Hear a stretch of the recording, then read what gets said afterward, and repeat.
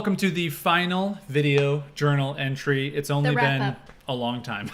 As it happens when you finally wrap something up and you're in what we like to call the launch hangover and you just don't want to do anything. And you're just at like all. a blob. And you're just I'm like, Jason Zook, by the way. I'm Caroline Zook, by the way. And this will end our little confessional video journal series on selling a high-value product. Our high-value product was BuyOurFuture. And if you didn't watch any of these videos, this is the first one you watched, then you're gonna get the end, and you missed all of the self-doubt, the imposter syndrome, all of the things in the previous videos. You skipped to the last page in the book. Yeah. So this wasn't the first video. There were a bunch that came up before this. So I have a ton of notes, as I usually have had, and I know that no notes. there are a bunch of folks who watch these, both BuyOurFuture buyers and other people who are just kind of following along that are very interested in the numbers, which we are happy to share because we like hearing honest numbers from people so that you know what it takes to do these things and you can kind of make a decision of having to spend the money or the time or whatever to sell a high value product. Yep, and you know from all of the other videos, like our strategy and like our whole mentality of trying to do it authentically and all of that stuff. So you kind of know what goes into it, and here's kind of what we got out of it. Cool. So let's talk numbers. Drum roll, please. Bing. Total number of sales through the launch period was 44. 44. So when the deadline ended and we said, BuyOurFuture's closed, 44 people had purchased. Now, we did something that I have learned from other people in other launches called the downsell. And essentially this is listening to either feedback from your customers or just coming up with a different way to position your product that someone can still get access to it. Testing mostly assumptions that you might have. Or even you can correct me if I'm wrong, but a downsell also usually could be a lower priced version of what you sold to try and recoup some of the people that maybe were priced out of it. So what we did, the down part of it, I guess. 3 launches ago, when it was just Buy My Future, is I did what was a Buy My Past only. And that was the first time that I did just those products. And it sold a small handful. I think it was like 3 or 4 of those. And it was a lower price thing, just like Caroline said. And then in Buy Our Future last time, did we do a downsell? I don't think. That's a question for you. Oh, we did. That's where we introduced the $200 per month plan. Right. So we only had the Buy It Now or the one payment plan. We added the $200 per month plan in the downsell. I don't know the numbers of how many that sold, but it showed us that actually that was a well-needed plan for our audience. Which was, again, a good learning because then we added that as like a public payment plan this time around. So this time around, our downsell was a $99 per month plan because we wanted to test the assumption that if it was under $100 a month, could we get more people who were not in such a good financial position, if you will, to spend $400 a month or $2,000? And that's the hard part about BuyOurFuture is like the products and the community and everything that you get is so valuable to the person who's maybe just starting out. Right. But the price obviously doesn't totally match up with person who's just starting out. So that was kind of our assumption there. It was like, let's test something that's a little bit more affordable. It's just a longer payment plan. So that payment plan brought in 10 sales. We let it be open for 24 hours, and we love closing things with them actually closing. So Caroline did the difficult task of going into Plus This,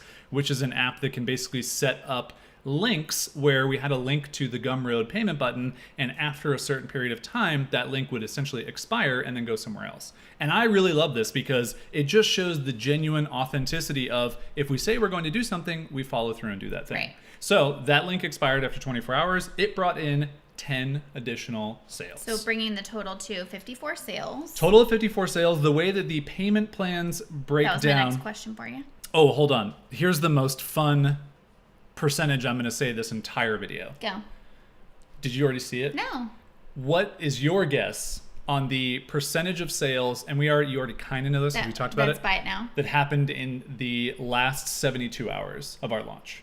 The last 72 hours? So not including the downsell. 72%. Amazing guess. It was 70%. Wow. You so guys. 70% of the people who bought. In the last 72 hours.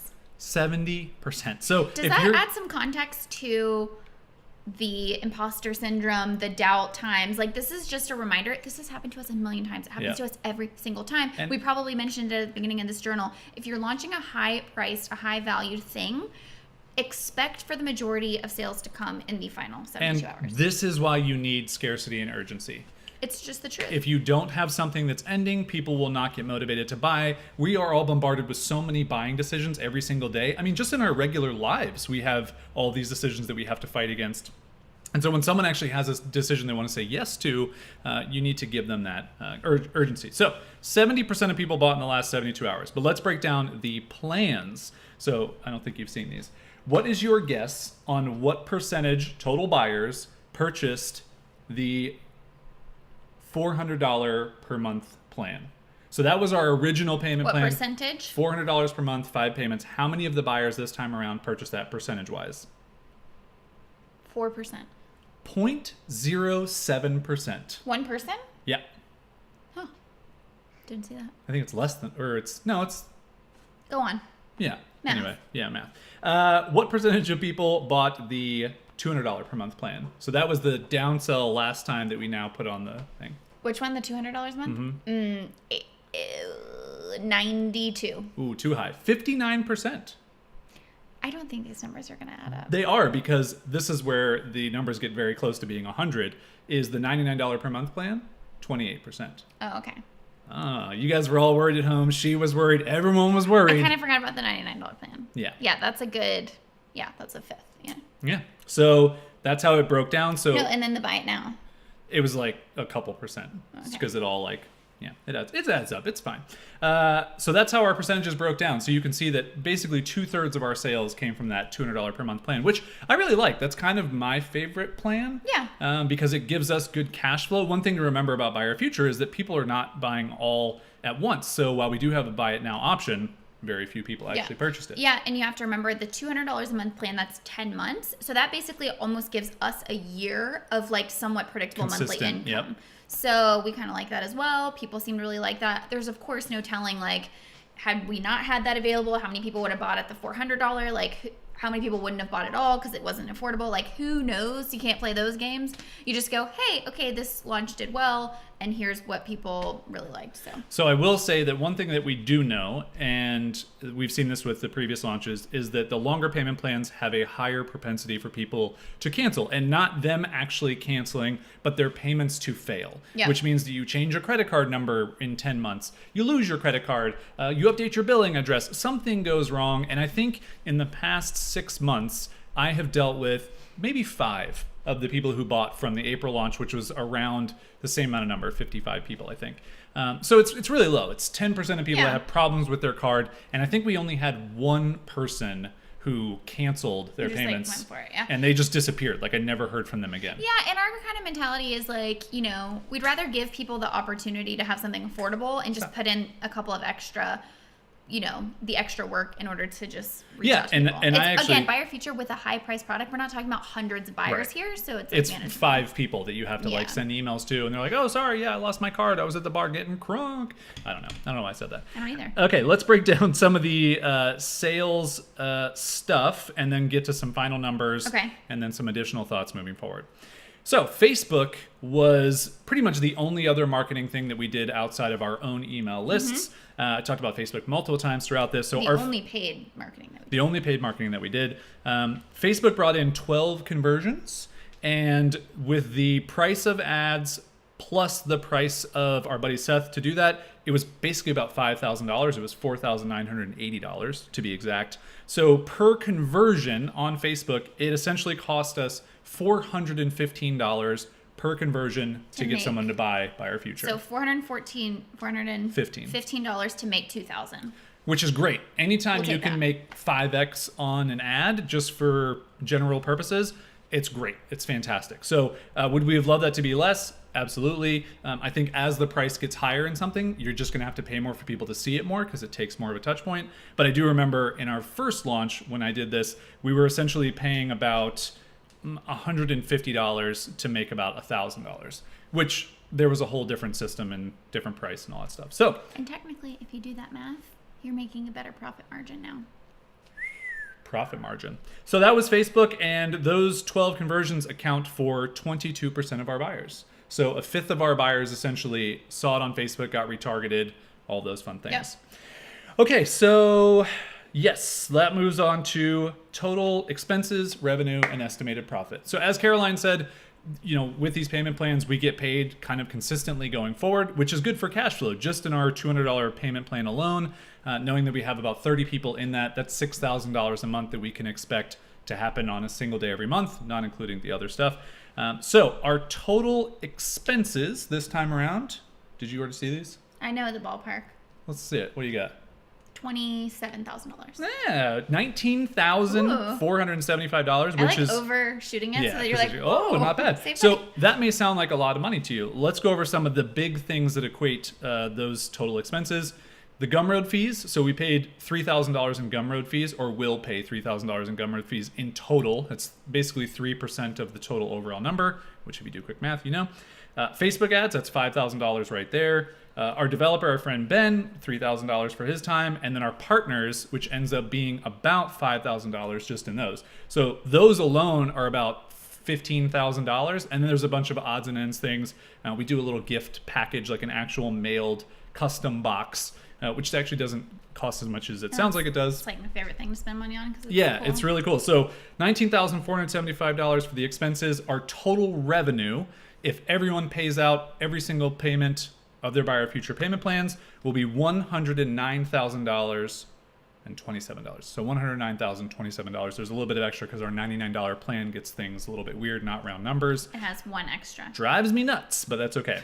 So our total estimated profit will be $89,552 for 3 weeks of super easy work that we just flipped on. Oh my God, it's so passive. Feels super passive. But that is awesome. So we can kind of look forward in the next 10 to 20 months, essentially, that we will bring in $90,000 broken into those month things, which is great for us. And we like setting it up that way so that we do have some of that predictable income. Yep. And I don't know if that meets your expectations as someone watching this journal. I don't know if it beats it.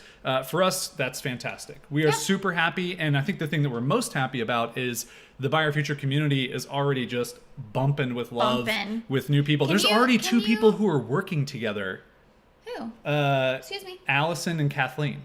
Love that. Yeah, Those are two new people. I know. And Kathleen, actually, I remember she emailed me. I was like, do people collaborate within the community? I was like, yeah, they kind of do. But like, I don't know all the DMs that are going on. We don't like matchmake you and be like, here, pay each other. Yeah.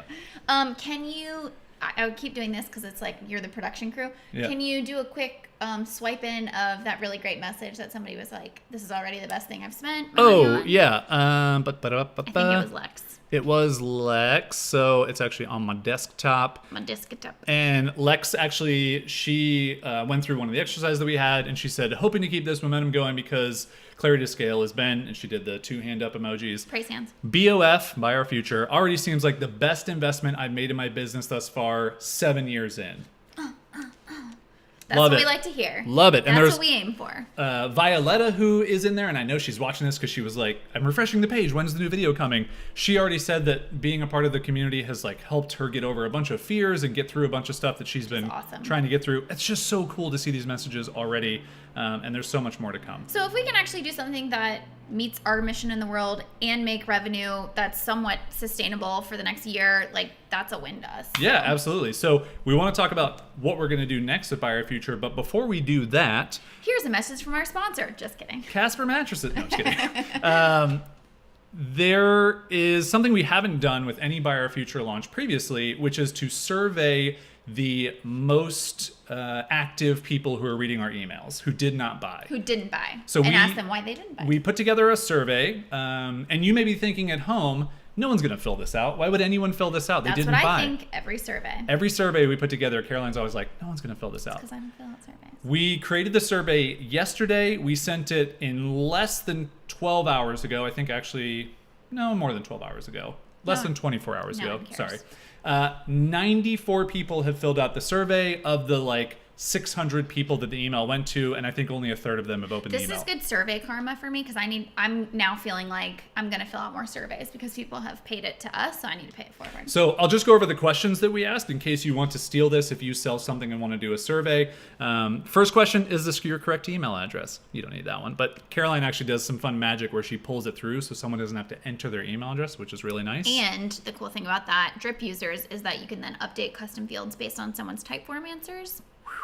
First question we asked, nerd alert. Which of the following best, in all caps, explains, and I'm looking at it, that's why I'm on the screen, explains why you didn't purchase BuyOurFuture? Second question, did you go through our future finding series, which was our lead up series, which we talked about early on? So that's a little bit of testing our assumption of like, okay, if they said, anyway, yeah, if we take that data knowing that they had a lead up. And do you still plan to purchase BuyOurFuture sometime in the future? There's also an open-ended question which does not fall into here, but we got some really good data from that, which I'll go over in a minute.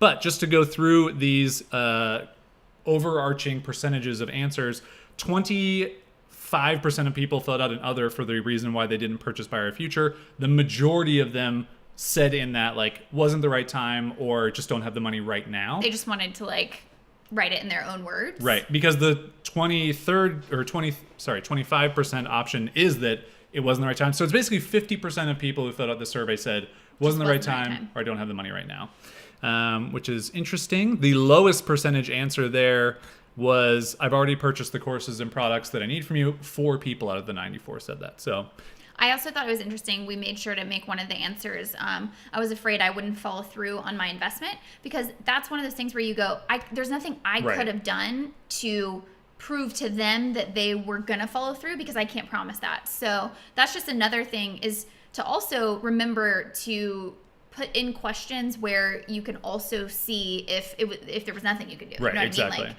so. Did you go through our future finding series? 46% of people did not go through it. So 54% of people did go through. So that's kind of interesting that it was about half and half who filled out the survey.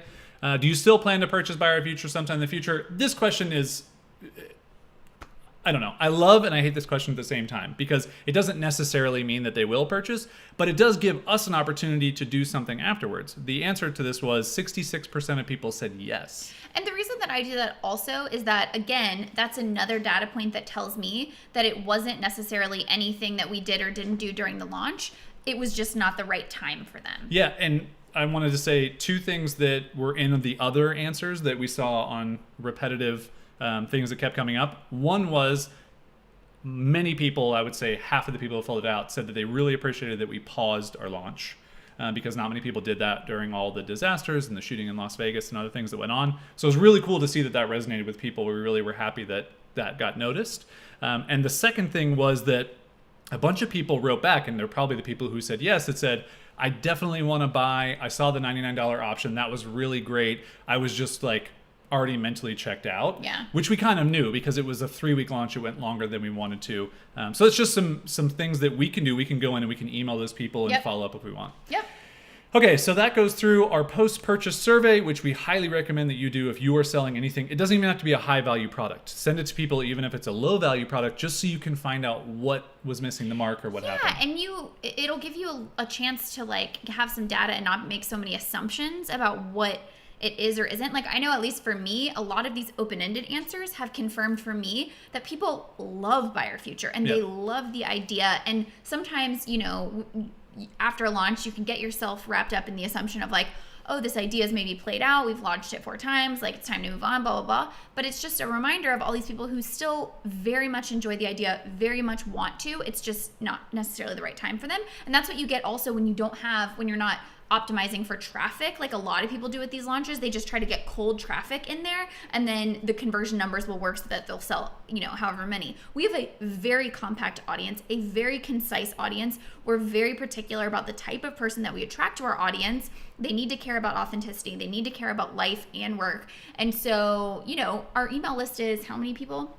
I mean, they got these emails, 12,000? Only 12,000 people, whereas we had a list for the spring launch with 40,000 people. And that just goes to show you the numbers were almost identical. So if you have a good, solid audience, you can still have a really great launch. And also, doing surveys like this gives you that data and that validation to be like, no, it's just that when you don't have a huge audience, like you are a little bit in that position of like, it has to be the right time for someone in order to buy.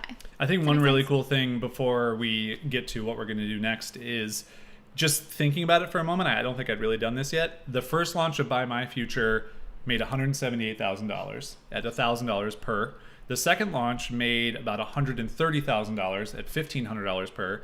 The third launch made about $115,000 at $2,000 per. and this one's going to make $110,000 at $2,000 per. It's kind of cool that they're pretty close. Yeah. And I think that that's just a really important thing to notice as well, that we haven't seen a huge drop in total volume, total revenue. We've seen a drop in total amount of people buying, but that's because the price has gone up. But it's just interesting to look back and go, oh, this is actually still working. Like you said, it is still something people really like. We heard that on a lot of these open-ended questions, and it just gives you that fuel to keep going and keep moving forward. So a lot of times I feel like we as creators on the inside of our products, if we're not that we're bored with BuyOurFuture, because we love it, but if it's not shiny and new to us, we convince ourselves that other people still don't want it either. And it's really important to have numbers to back that up or to refute that, which those numbers do, and to say, wait a second, don't just go looking for a shiny new object when you have this thing staring right in front of you that people love, that is a flourishing community, that is a really great value. So. And we also,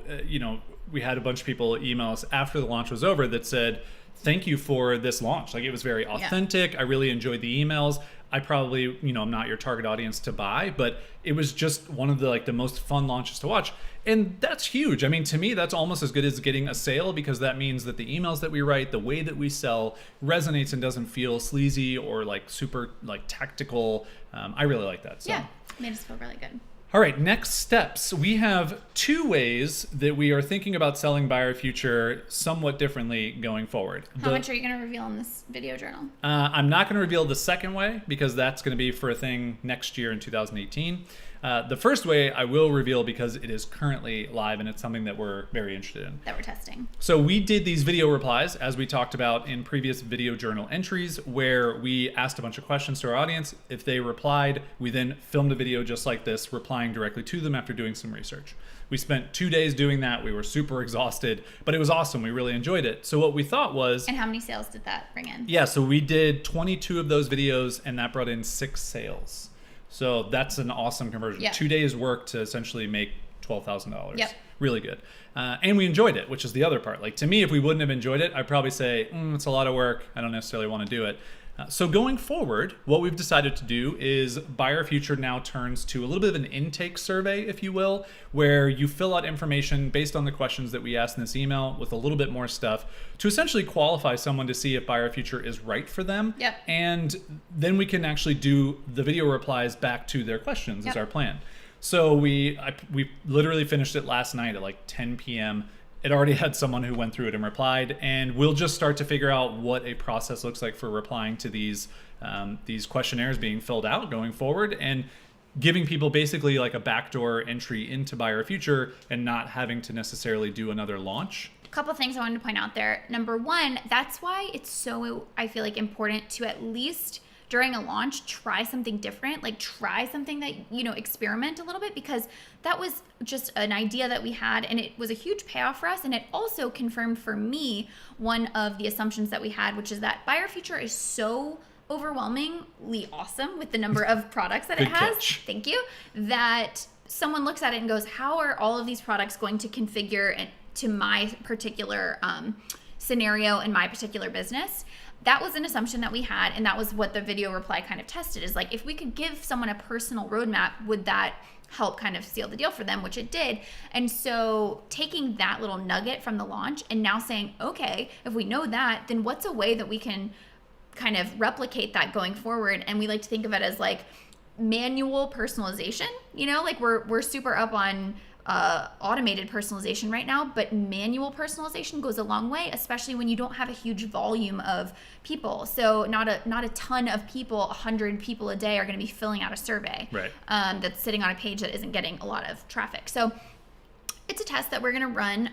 The other thing was responding to something that you just said, which was that we're going to see how the end. So anyway, the reason I'll come back to the it. reason why we want to do these video replies basically for the next 30 days is just to test that assumption, that people will continue to fill out this little survey, that we can do these video replies on a consistent basis. And that would be a really fun way for us to basically kind of turn on and off without doing a huge launch, of being able to get some more people into BuyOurFuture who are a good fit. That's the other thing. We get to kind of qualify who gets in. That was what I meant to say. What we really like about this idea is that rather than the launch model where you are sort of putting all your eggs in this basket once a year, twice a year, whatever, slowly you're qualifying people. You can get people in on a much more sort of gradual basis that you control. And then also the community is not growing. I mean, as cool as it is when you do a launch and there's like 50 new people in the community and it's amazing, you know, the fear is that then it does definitely kind of like take a little bit for the community to adjust to these new people, right? And like, what are the conversations like and everything? So I really like the gradual sort of pulling people into the circle rather than just throwing a whole bunch of new people in there. I think that's really cool because that's something that is very high on our priority list, is maintaining the integrity of that community and making sure that we're not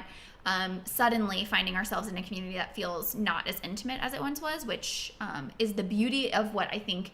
Really kudos to you, because you're sort of like the ringleader there, but you've been able to do over time is keep that a really like safe place for people and a fun place for people, even as it's grown. I take zero credit. That is literally all the community's cool kind of self-evolving in its own way, which is really awesome. Yeah. So we probably won't do another video about how that video reply stuff goes. Maybe we'll do a write-up or something about it if we get excited, but just interested to see how that goes. And then my second idea for 2018, you'll have to wait and see about that. So this has been our Buy Our Future launch journal. I can't think of anything else. I do want to say a huge thank you to all the Buy Our Future peeps who purchased. It's really cool that you guys are so welcoming to new people. You always are. And even the people who've been around since the first launch, it's so fun to watch them still be around 2 years later, meeting people, talking to people. And to everyone who, even if you didn't buy, if you shared Buy Our Future, if you watched these videos, if you shared those with your friends, thank you so much for supporting us. We're going to continue to make stuff, so continue to watch along. Thanks so much.